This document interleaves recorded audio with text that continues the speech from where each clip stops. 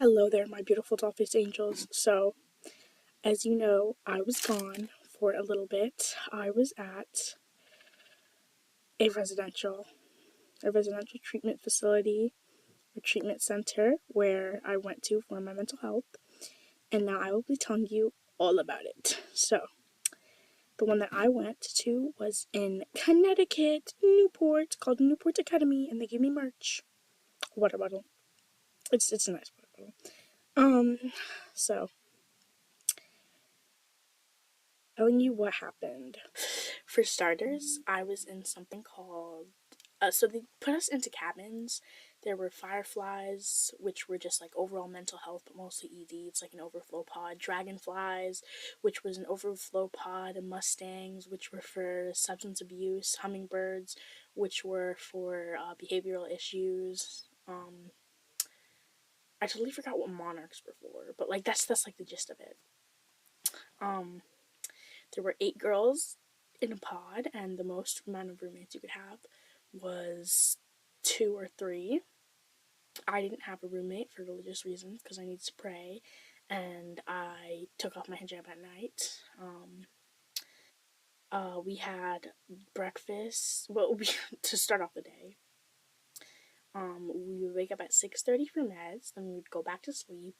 Since I was a firefly, I would wake up at 7:30 for breakfast. 7:30 was breakfast, and then breakfast was like for 30 minutes, and then we would go to our house, and we had like little houses. It was in the middle of nowhere, so we could not escape. But it was okay. It was hard at first because I didn't have it was hard to make friends, and it was hard to not feel left out. And I have like this thing where I'm like a little baby, and when people are whispering, I just automatically assume it's about me, and so that really messed me up. And before anyone asks, no, I didn't bring my signature little outfit. I didn't bring this. I didn't wear this thing. Um, it was an experience. They had halal meat for me to eat. It was nice.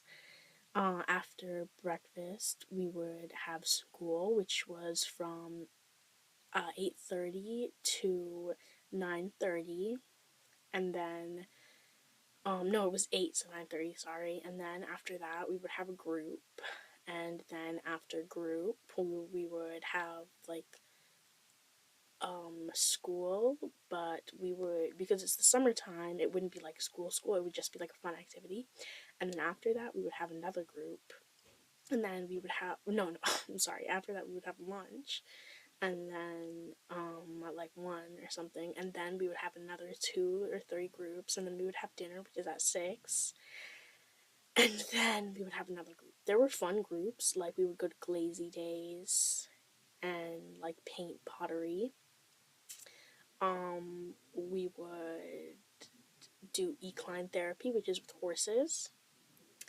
We would have mixed martial arts. We would do really fun things, and then we saw therapists twice a week, and then a family therapist, because there were family sessions, once a week, and then we saw another therapist once a week.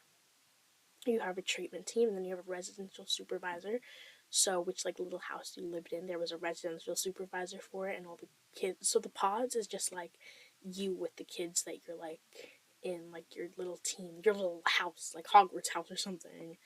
Um, it was a fun, well, it wasn't a fun experience. It was an okay experience. I wasn't abused or anything there, but it definitely wasn't something that I want to go back to because I missed home, and I was really sad and very depressed for that period of my life. Yeah. So, in case you're going to a residential, essentials to pack. We were allowed laces. Mind blowing. Our shoes could have laces. We couldn't have belts though. It was pretty lit. The people there were nice. We were constantly monitored. There's something called a 1-to-1, which is like you need to like be with somebody like at all times. You need to be with a staff member, And then there's the staff members are called CCs, which stands for care coordinators, and there were always two with the pod. And oh, after lunch and dinner, I would go to pray. Um, and you aren't allowed in your room, like you weren't allowed to self isolate like at all. Like it sucks. The rooms have a bathroom though. They'll lock your rooms throughout the day, so you can't go in them, and you have to stay in your little house. And it's so crazy. Sometimes you won't have a house with where your pod lives. It'll be in a different house, like mine was, and it's just really crazy. Like, oof. I mean, it's not the worst thing in the entire world, but it's not the best thing in the entire world. It's it's there for people who need it, but like personally, I would not want to go back. It's good for people. Personally, I would not want to go back like at all. It was an experience.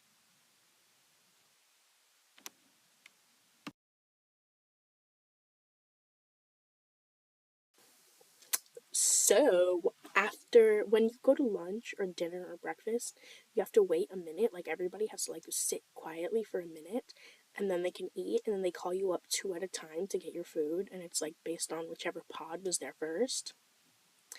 And they take pretty good care of you, I guess. After like breakfast, lunch, dinner, or snack, snack and dessert are the same thing. After breakfast, lunch, dinner, and snack, they have to watch you use the bathroom. They don't watch you. They just put their foot in the door and then they like turn their back to you so they can hear if you're like throwing it up or something. I don't really know, but yeah, it was an experience. That being said, my beautiful Dollface Angels, don't go there unless you absolutely need it. Don't go because you matter. You're gonna be missed. Don't kill yourself. Don't do anything bad. I love you.